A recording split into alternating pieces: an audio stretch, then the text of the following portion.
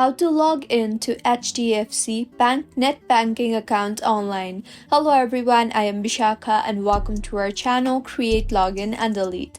Let's get right into the tutorial. HDFC Bank is a leading private sector bank in India. It offers many services such as a huge range of financial products, savings and current accounts, fixed deposits, loans, credit card and insurance products.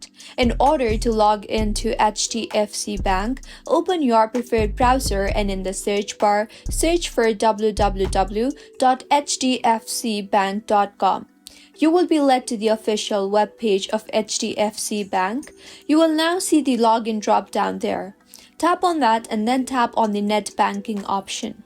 You will be asked to enter your customer ID or your user ID.